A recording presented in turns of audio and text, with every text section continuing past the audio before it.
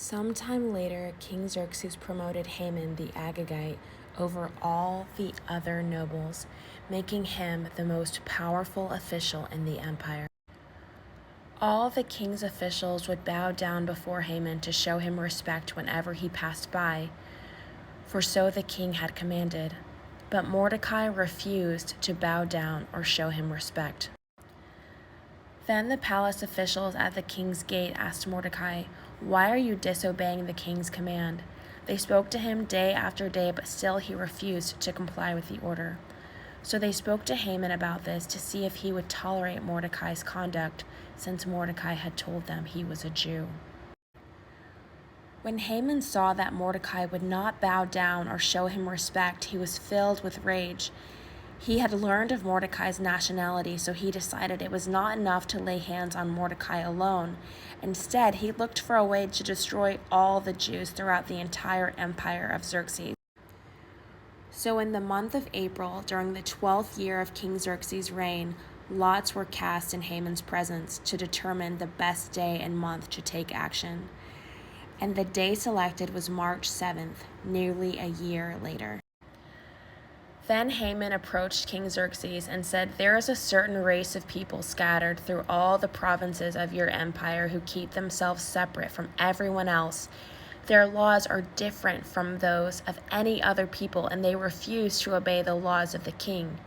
So it is not in the king's interest to let them live. If it please the king, issue a decree that they be destroyed, and I will give 10,000 large sacks of silver to the government administrators to be deposited in the royal treasury." The king agreed, confirming his decision by removing his signet ring from his finger and giving it to Haman the Agagite, the enemy of the Jews.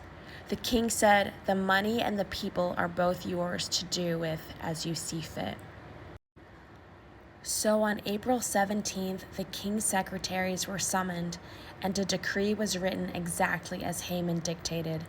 It was sent to the king's highest officers, the governors of the respective provinces, and the nobles of each province in their own scripts and languages.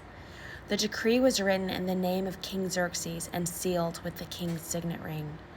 Dispatches were sent by swift messengers into all the provinces of the empire, giving the order that all Jews, young and old, including women and children, must be killed, slaughtered, and annihilated on a single day. This was scheduled to happen on March 7th of the next year. The property of the Jews would be given to those who killed them.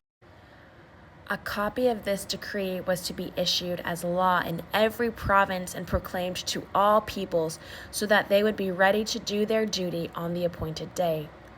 At the king's command, the decree went out by swift messengers, and it was also proclaimed in the fortress of Susa. Then the king and Haman sat down to drink, but the city of Susa fell into confusion.